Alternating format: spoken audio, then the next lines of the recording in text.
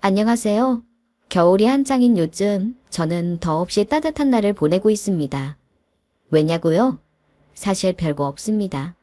하루가 끝날 쯤이면 사랑하는 사람들과 따뜻한 차 한 잔을 앞에 놓고 도란도란 얘기하는 재미가 추운 겨울을 따뜻하게 데워주거든요. 평소 썰멈 채널에서 다들 자기소개를 하던데 간단히 제 소개를 드리자면 저는 이제 막 60쯤에 들어선 옛날 말로는 할아버지, 요새로는 아직 앞게 창창한 청년 김한수라고 합니다. 저는 경기도 시골마을에서 나고 자란 동네 토박이에요. 손이 귀한 집의 늦둥이로 태어나 가난하지만 부모님의 사랑을 듬뿍 받고 자랐습니다. 아버지는 손손 나무를 깎아 제 장난감을 만들어주시고 고된 일과 뒤에도 저를 품에서 놓지 못하실 정도였어요. 그리고 어머니 또한 없는 살림에도 제 밥만은 항상 갓 지은 따뜻한 쌀밥으로 삼시세끼 차려주실 만큼 지극정성이셨습니다. 부모님을 떠올리면 잊히지 않는 기억이 하나 있어요. 어느 날인가 일을 마치고 집에 오신 아버지의 손에 신문 한 장이 들려 있었습니다. 그 당시에는 나이 지난 신문도 귀한 거였는데 제게 딱지를 접어주려 얻어오신 거예요. 한수야, 이리 와서 앉아봐라. 겉옷도 벗지 않은 채로 아버지가 저를 불러 앉히셨어요. 이걸 요렇게 접으면 딱지가 돼. 저는 아버지의 거친 손에 쥐어진 딱지를 내려보다가 문득 거기 적혀있는 글자가 무슨 말인지 궁금해졌습니다. 아버지, 이건 뭐라고 하는 거예요? 아버지는 어린 제 물음에 대답이 없으셨어요. 아버지의 난처한 얼굴이 아직도 눈앞에 아른거립니다. 아이고, 우리 한수가 이제 글 배울 때가 다 됐나 보구나. 여보, 쉬기 전에 얼른 밥 먼저 들어요. 저녁 밥상을 들여오시던 어머니의 웃음소리에 그 상황은 그렇게 끝이 났습니다. 그리고 얼마 뒤 저는 어머니에게 한글을 배우기 시작했어요. 한수야, 아버지는 너한테 부끄럽지 않은 아버지가 되고 싶구나. 제 옆에 뭉툭한 연필을 쥐고 앉으신 아버지가 말씀하셨어요. 그때 처음 알았습니다. 어머니는 어찌어찌 한글을 배우셨지만 아버지는 그때까지 당신 이름도 쓰지 못하는 문맹이셨던 거였습니다. 어린 자식에게 자신의 부족한 부분을 솔직하게 얘기하고 함께 공부를 한다는 게 쉽지 않았을 텐데 아버지는 저를 위해 용기를 내셨던 거예요. 어머니가 선생님이 되어주시고 아버지와 제가 학생이 되어 저희 가족은 저녁마다 놀이처럼 글 공부를 했습니다. 당시에는 학교에 가기 전 글을 깨우치는 경우가 드물었는데 저는 부모님 덕에 한글을 전부 읽고 쓸 줄 아는 상태에서 학교에 들어갔죠. 참, 이제와 생각해도 부모님은 제 가장 좋은 스승이셨고 친구였습니다. 하지만 좋은 시절은 그리 길지 못했어요. 왜냐하면 부모님과 제 연이 짧아도 너무 짧았기 때문입니다. 제가 9살이 되던 해 집에 큰 불이 나며 두 분이 한꺼번에 돌아가시는 불운이 닥쳤거든요. 그 당시 어린 저에게는 당장 부모님을 볼 수 없다는 슬픔이 가장 컸던 것 같아요.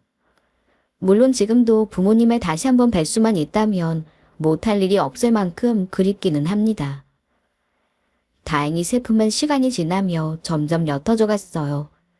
어릴 적 기억이라 꿈인 듯 허상인 듯 부모님에 대한 기억은 아련히 가슴 한켠에 남아있을 뿐이었죠.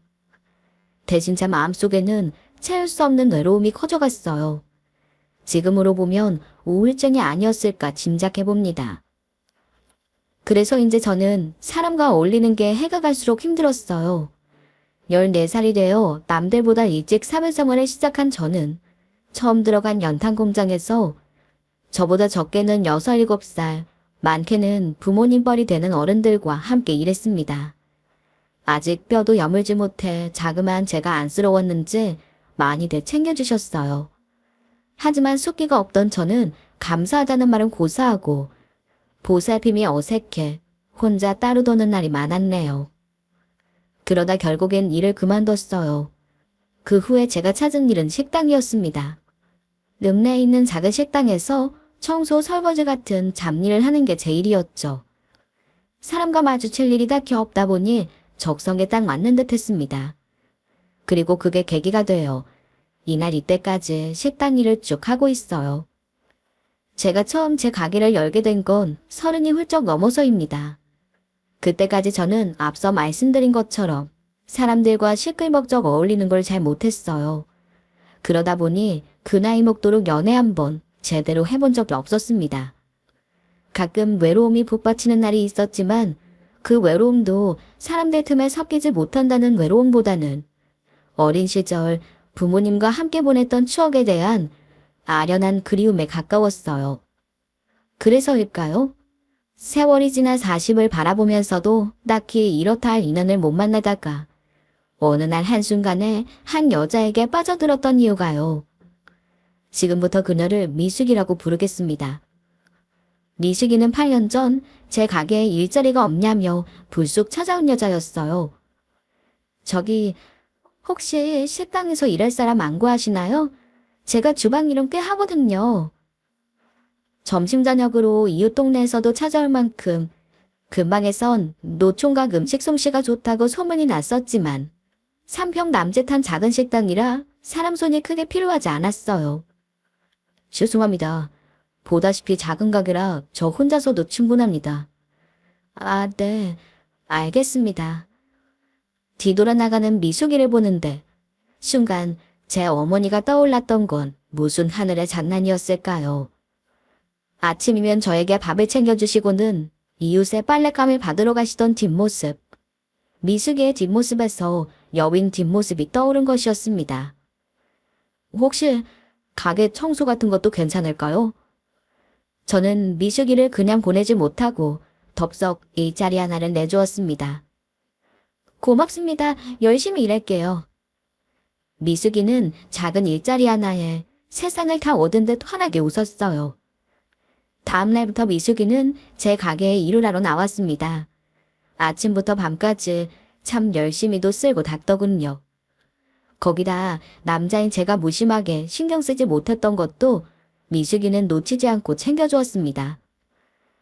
저기 앉은 애기 엄마는 매번 김치를 남기던데 조금만 내갈게요.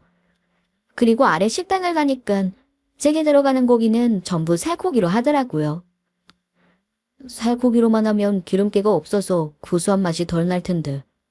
그런 걸 누가 알아요. 사장님이야 음식 만드는 사람이니까 일일이 신경 쓰는 거지.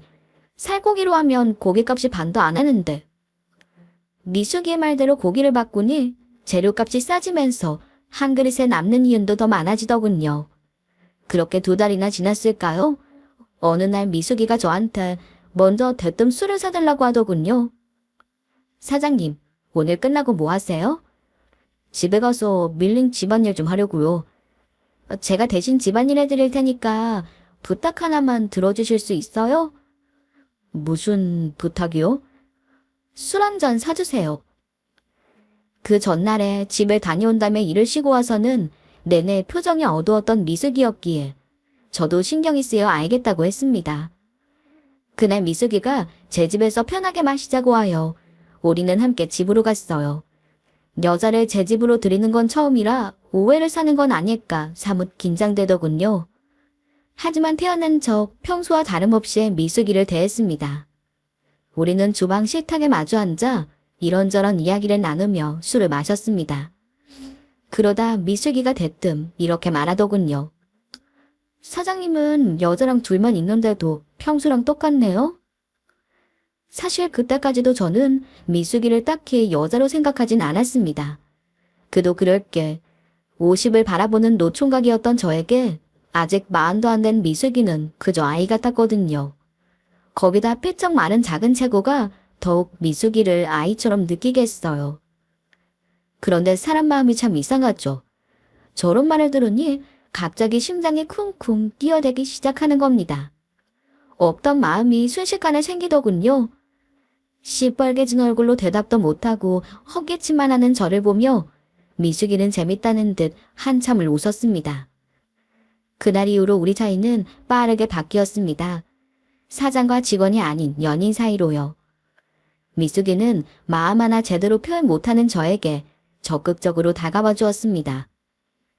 오빠는 딸이 좋아요, 아들이 좋아요? 난 오빠 닮은 아들 낳고 싶어요.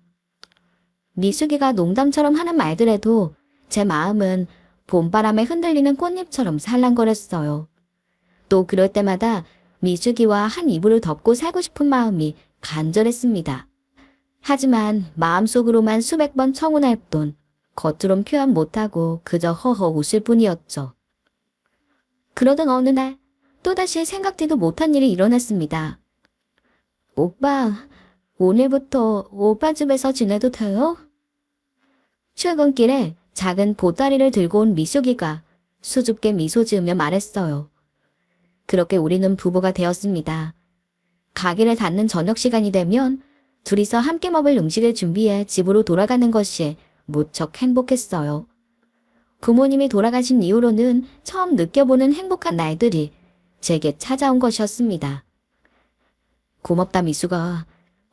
100마디 말을 속으로 삼키며 겨우 고맙다는 말 한마디 건네는 저였습니다. 그렇게 행복은 1년을 넘겨 더욱 커져갔어요. 미숙이의 바람대로 아기 천사가 우리 부부에게 찾아왔기 때문입니다.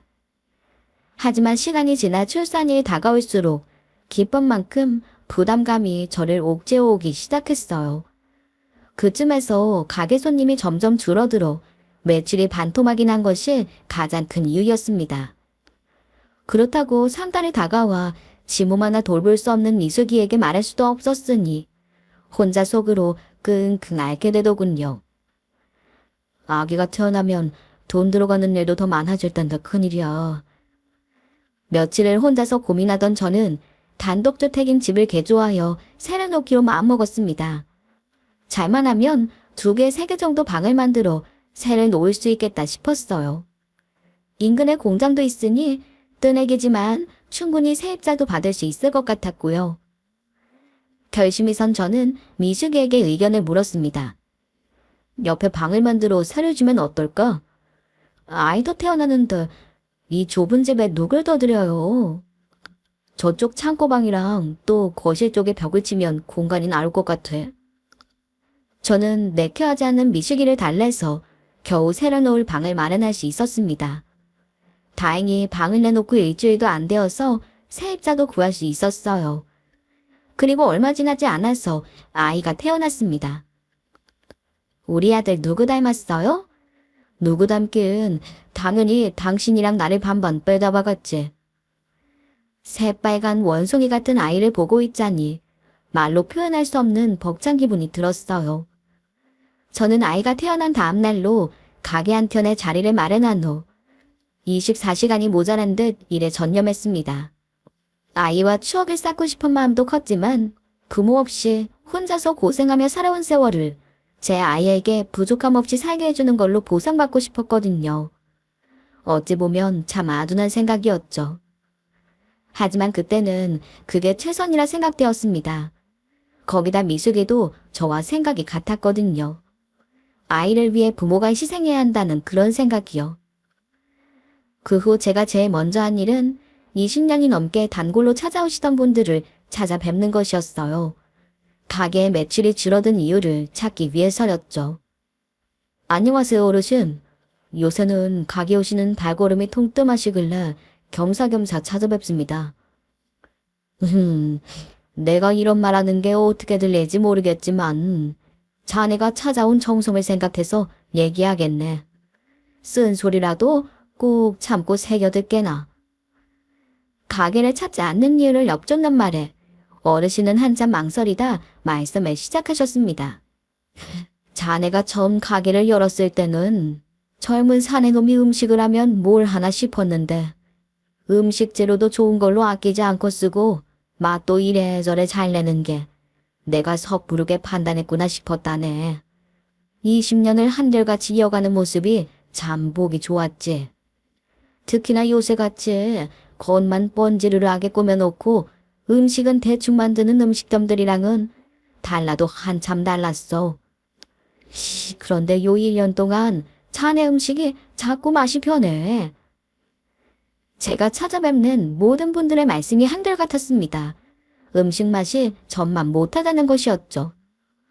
그제야 이리저리 식재료 값을 아낀다는 이유로 품질이 떨어지는 재료를 싸게 구하고 예전만치 푸짐하게 차리지 않은 것이 맛을 떨어뜨리는 이유라는 걸 알게 됐어요.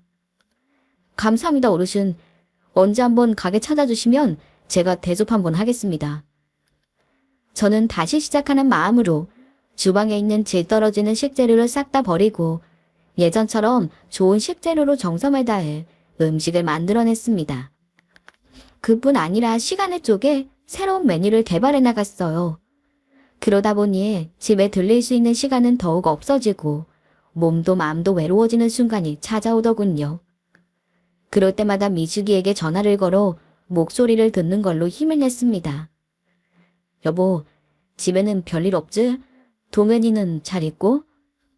앞으로는 이렇게 갑자기 전화하지 말아요. 밤새도록 오는 애 이제 겨우 재웠는데 다시 깼잖아요. 미숙이도 혼자 아이를 돌보는 것이 쉽지 않은지 날이 지날수록 신경질적으로 변해갔습니다. 하지만 그래도 몇 년 뒤를 생각하자는 마음으로 우리 부부는 견뎌냈어요. 아니, 견뎌내고 있는 줄로만 알았습니다. 아이가 태어나고 딱 3달 만이었어요. 미숙이가 저에게 이혼 서류를 내민 것은요. 당신, 이게 뭐야? 우리 이혼해요. 갑자기 왜 그래? 혹시 산후우울증이야? 당신한텐 갑작스러운 얘기겠지만 난 동현이 낳고 쭉 생각했어요. 그동안 당신이 집에 들어온 날이 며칠이나 됐는 줄 알아요. 그건 당신도 바랬던 거잖아. 얼른 돈 많이 모아서 앞으로 동현이 인생에 커다란 나무 그늘이 되어주라고 그랬잖아. 오빠는 처음부터 지금까지 여자 마음은 조금도 몰라줘요. 항상 그랬어. 내가 원하는 게 뭔지도 모르고 우리 사이에 필요한 게 뭔지도 모르잖아. 내가 부족하다는 거 잘 알아. 앞으로는 더욱 노력할게. 미안해, 미숙아. 저는 미숙이의 마음을 풀어주려 미안하다, 잘하겠다는 말을 반복했습니다. 하지만 미숙이는 더는 아무 말이 없더군요. 그렇게 밤을 새운 다음 날, 저는 다시 장사를 하기 위해 가게로 출근했습니다. 오늘부턴 무슨 일이 있어도 9시까진 집에 올게. 미안해. 하지만 그날 저녁, 미숙이는 아이를 데리고 집을 나갔습니다. 어느 날 갑자기 제 앞에 나타났듯 그렇게 떠난 거였죠. 사실 처음에는 다시 돌아올 거라 생각했습니다. 여느 부부처럼 서로를 이해하지 못하고 다툰 것이라 여겼어요. 그래서 미숙이의 마음이 풀릴 수 있도록 그날 밤은 연락하지 않고 기다렸습니다. 하지만 다음 날이 되어 알게 된 사실로 미숙이와 함께했던 작은 세상이 무너지고 말았네요. 아저씨 괜찮아요? 아침 출근길에 대문 앞에서 저를 기다리고 있던 옆집 아주머니가 다짜고짜 저렇게 묻는 게 아니겠어요? 무슨 말씀이세요? 아유, 새댁이랑 아저씨네 새빵남자랑 도망갔잖아요. 아주머니의 입에서 나온 말은 상상도 못한 이야기였기에 믿을 수도 없었습니다. 남의 집 이야기라고 아무렇게나 함부로 말 지어내며 다니지 마세요. 미숙이가 도망을 가긴 왜 갑니까? 저는 평소 사이좋게 인사를 나누던 이웃을 얼음처럼 차가운 얼굴로 바라보았습니다. 아유, 이 아저씨 진짜 아무것도 몰랐나 보네. 하지만 아주머니는 저의 냉랭한 대답에도 걱정스런 얼굴로 말을 이었어요. 둘이 그렇게 된 지 아주 한참 됐어요. 동네에선 전부 다 알고 있었는데 남의 집안일이라 참견하지 말자고 그러고 있었죠. 지들도 눈치가 보였는지 그 전까진 조심조심 만나는 것 같더니 아유 어젠 글쎄 대낮부터 짐 싸들고 팔짱 끼고 나가는 게 아니겠어요. 뭔 사달이 났다 싶어서 오지랖인 거 알지만 이렇게 얘기하는 거예요. 아주머니의 말을 반신반의하며 새들어 사는 남자의 집으로 갔습니다. 집이 싹 비어있더군요. 저는 당장 미숙이에게 전화를 하려고 핸드폰을 꺼내 들었습니다. 그런데 막상 번호를 누르려니 망설여졌어요. 미숙이의 입에서 이 모든 게 사실이라는 말이 나올까 봐 두려웠거든요. 그 후 며칠을 무슨 정신으로 버텨냈는지 모르겠어요. 술이라도 진탕 마시고 전부 잊고 싶었지만 혹여나 술김에 미숙이에게 전화를 걸까 술은 입에도 대지 않았습니다. 그러다 문득 이런 생각이 들었어요. 얼마나 외로웠으면 딴 남자에게 마음이 간 걸까. 외지에서 작은 시골 마을로 들어와 나 말고는 기댈 곳도 없는 사람이었는데 내가 미숙이를 사지로 몰아넣었구나. 이런 생각들이 저를 괴롭혔습니다. 그 후로는 미숙이에 대한 원망이 사라지고 그녀가 제 몫까지 행복하길 빌게 되더군요. 1년이 조금 넘는 짧은 시간이었지만 미숙이가 제게 준 행복이 그만큼 컸기에 더욱 그러했어요. 그래서 미숙이를 찾지도 않았습니다. 제 통장을 모조리 가지고 가 돈을 쓰고 있었기에 마음만 먹으면 내일이라도 당장 미숙이가 어디 있는지 알 수 있었지만 그 남자가 제가 해주지 못했던 다정한 남편이 되어주길 바랬어요. 미숙이가 행복해야 우리 아이도 더욱 행복하게 자랄 수 있다는 믿음도 있었고요. 물론 마음속 깊은 곳에서부터 올라오는 후회와 그리움에 울며 지낸 날들도 있었습니다. 어렵게 얻은 내 가족을 나의 오두나무로 잃었다는 게 속이 문드러질 만큼 아프더군요. 그래도 어떻게든 버텨냈습니다. 더욱 일에 전념하며 언젠가 우리 아들이 자라서 저를 찾아오게 된다면 자랑스러운 아버지가 되겠다 마음먹었죠. 그렇게 시간이 흘러 어느덧 5년의 세월이 지났어요. 저는 미숙이를 만나기 전으로 돌아가 다시 혼자 지내며 열심히 가게를 키워나갔답니다. 그 사이 제 가게는 젊은 사람들의 사이에서도 입소문이 나서 대기업의 협업 제안도 받을 정도가 되었어요. 그러던 어느 날 가게 문을 닫을 시간이 되었을 때 초췌한 차림의 여자 하나가 아이를 앞세워 가게로 들어오는 것이었습니다. 아이고, 오늘은 재료가 다 떨어져서 영업이 끝났어요. 미안해서 어쩌죠? 제 말에도 여자는 나가지 않더군요. 그러다가 한수 오빠, 울먹이며 저를 부르는 목소리가 어딘지 낯이 익었어요. 여자가 고개를 드는데 꿈에도 그리던 미숙이가 아니겠습니까? 미숙아. 그리고 옆에 있는 아이를 보니 미숙이를 꼭 빼닮은 사내아이였어요. 우리 동현이가 벌써 이렇게 자랐구나. 오빠, 내가 미안해요. 우리 다시 시작하면 안 돼요? 저를 보면 눈물이 글썽글썽한데 어찌된 게 제 마음이 동하지는 않더라고요. 아마도 5년이라는 시간이 제 마음속에서 미숙이를 떠나보낸 듯 했습니다. 미숙이는 제 마음을 눈치챘는지 이렇게 말하였어요. 우리야 남남이라지만 동현이는 어떻게 해요? 동현이도 생각해줘야지. 그 말이 제 가슴에 팍 와닿았습니다. 하지만 당장 결점을 내릴 일이 아니니 그 밤에는 미숙이를 어르고 달래 돌려보냈어요. 당신이 하는 말 무슨 말인지 알아. 그래도 성급하게 결정할 일은 아니니까 우리 시간을 두고 천천히 생각하자. 그리고 저는 밤을 꼬박 새웠습니다. 아침이 다가올 쯤 아이를 위해서도 다시 합치는 게 옳은 일이라 여겨졌어요. 그런데 그날 또 다른 사람이 저를 찾아오며 모든 것이 바뀌었습니다. 이미숙이라는 여자를 아시죠? 예, 무슨 일로 오셨나요? 남자는 제 물음에는 답하지 않고 할 말을 이어갔습니다. 그럼 혹시 고용택이라는 남자도 아시나요? 남자의 입에서 나온 이름은 놀랍게도 미숙이와 눈이 맞아서 함께 도망간 새빵 남자였습니다. 누구시길래 이런 걸 대뜸 묻는 겁니까? 제 목소리에는 점대심이 가득했습니다. 남자는 깊은 한숨을 내쉰 후 천천히 대답했어요. 오래전 미숙이와 사랑하던 사이입니다. 미숙이에 대한 마음은 이미 사라졌지만 다시 시작하려는 이때에 전 남자가 나타난 게 그리 기분 좋진 않더군요.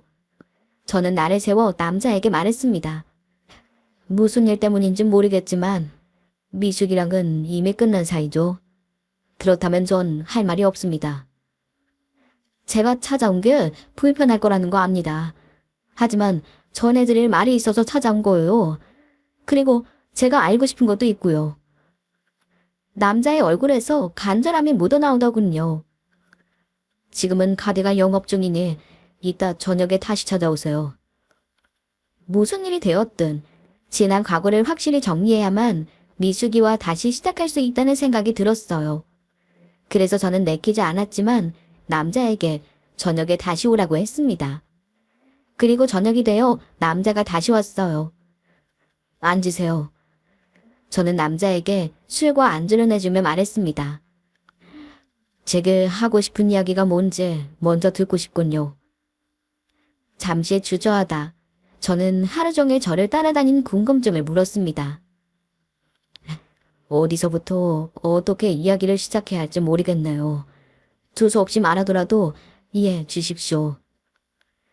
그렇게 시작된 남자의 이야기는 꿈에도 생각하지 못한 것이었습니다.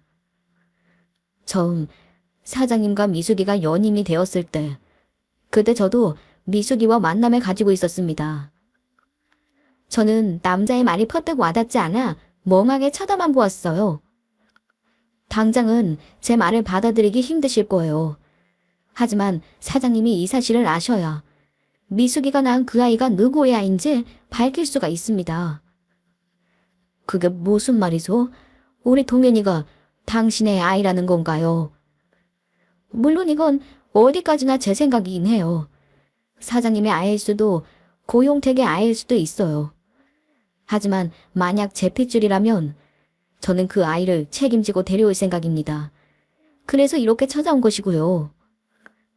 고용택의 아이라는 건 또 무슨 얘기요? 이제 미숙이와 고용택의 관계에 대해 말씀드릴게요. 둘은 꽤 오랫동안 연인 사이였습니다. 사장님께서는 댁에서 월세를 넣은 방에 고용택이 들어와 눈이 맞은 걸로 하셨죠? 놀랍지도 않네요. 저한테는 고용택을 사촌동생이라고 소개하고 저와 만나는 동안에도 함께 살았거든요. 그게 미숙이의 수법이에요. 저나 사장님처럼 적당히 돈은 모았지만 혼자 외로운 사람들을 찾아가 마음을 흔들어 놓고 결국엔 돈을 챙겨 고용택과 달아나는 거죠. 그러니까 당신 말은 미숙이가 5년 전에 나와 당신 그리고 고용택 셋을 한꺼번에 만났다는 거예요. 남자가 씁쓸하게 웃음 짓더군요. 굳이 따지자면 고용택과 만나고 있었고 사장님과 제가 미숙이의 돈줄이 된 거였죠. 남자는 시종일 간 침착한 목소리로 믿을 수 없는 이야기를 이어갔어요. 저도 사실 아이 존재를 알게 된 건 얼마 되지 않아요. 저 만날 때 임신을 했었지만 감쪽같이 속이고 헤어졌거든요. 물론 그때는 이미 사장님과 만남을 시작했을 때고요. 그래서 원하는 게 뭡니까? 제 아이를 되찾는 것뿐입니다. 미숙이라면 언젠가는 다시 고용택에게 돌아갈 텐데 그 남자는 아이의 아빠가 될 자격이 없어요. 미숙이와 아이 둘 다 고용택에게 꽤 시달림을 살았다고 들었습니다. 그제야 전날 저녁 미숙이의 초췌한 꼴이 이해가 되더군요. 하지만 그렇다고 처음 보는 남자의 말을 덥석 믿을 수도 없었습니다. 미숙아, 지금 얘기 좀 하게 올 수 있어. 저는 남자를 옆에 두고 미숙이와 삼자 대면을 하기로 마음먹었어요. 잠시 후 미숙이가 상기된 얼굴로 가게에 왔습니다. 제 마음이 자신에게 올 거라는 믿음으로 달려온 것 같았어요. 하지만 남자를 발견한 미숙이의 얼굴이 바로 사색이 되더군요. 당신이 왜 여기 있는 거야? 긴 말 안 할게. 이 아이 누구 아이야? 남자는 미숙이의 옆에 꼭 붙어있는 아이에게서 눈을 떼지 않고 말했어요. 그 순간 저는 옛날 어른들이 말하던 시 도둑질은 못한다는 말이 떠올랐습니다. 아이는 눈, 코, 입 어디 하나 빼놓지 않고 그 남자를 닮았더군요. 그런데도 미숙이는 끝까지 뻔뻔한 여자였어요. 한수 오빠, 이 사람 나 스토킹하는 사람이야. 미친 사람이니까 상대하지 마. 못 믿겠으면 유전자 검사해보면 되잖아. 어쩌면 미숙이는 동현이가 제 아이라고 철석같이 믿었던 걸 수도 있겠네요. 난 너도 그리고 이 남자도 믿을 수가 없어. 네 말처럼 유전자 검사를 하는 게 가장 좋을 것 같다. 동현이가 내 아이라면 네가 과거에 내게 어떻게 했든 전부 잊을게. 미숙이는 절박한 상황인 듯 무조건 내가 하자는 대로 하겠다고 하더군요. 그렇게 유전자 검사를 진행하고 얼마 뒤 엄청난 사실을 알게 되었습니다. 동현이는 예상대로 그 남자의 아이였어요. 그리고 저는 아이를 가질 수 없는 무정자증이었습니다. 참 허무하더군요. 미숙이와 알고 지냈던 시간, 내 아이라 생각하며 애뜻이 그리던 그 마음. 모든 게 한순간에 무너졌습니다. 미숙이는 모든 사실이 밝혀진 상황에서도 저를 찾아왔어요. 오빠, 나 고용택한테 맞아 죽을지도 몰라. 나 좀 살려줘. 그 남자애라는 거 알면 가만 안 둘 거야. 오빠가 우리 종현이랑 나 좀 살려줘. 오빠도 여태 오빠 애기라고 생각했었잖아. 애한테 정이 있을 거 아냐. 아마 네가 날 버리고 떠나지 않았다면 동현이가 내 자식이든 아니든 상관없이 길렀을 거야. 근데 정? 무슨 점을 말하는 거야? 아기 태어나고 제대로 얼굴도 못 보고 돈만 벌었어. 그것도 네가 원했던 거였잖아. 그리고는 나한테 시간도 주지 않고 애 데리고 도망간 건 너야. 미안하지만 내 핏줄이라는 게 아이에 대해 애틋했던 전부였어. 나 죽는다고. 사람이 맞아 죽을지도 모른다는데 왜 이렇게 매정해? 궁지에 몰린 미숙이는 자기가 한 짓은 떠올리지도 못하고 제게 소리치며 화를 냈습니다. 알고 보니 미숙이는 고용택에게 맞으며 살면서도 점을 떼지 못하고 관계를 이어온 거예요. 그러다 돈도 필요하고 고용택의 횡포에서 잠시 벗어나려 이 남자 저 남자 만나던 나중에 저를 만나게 되었고요. 다시 한 번만 더 찾아오면 네가 나 몰래 훔쳐간 본들에 대해서 전부 소송 진행할 테니까 각오해.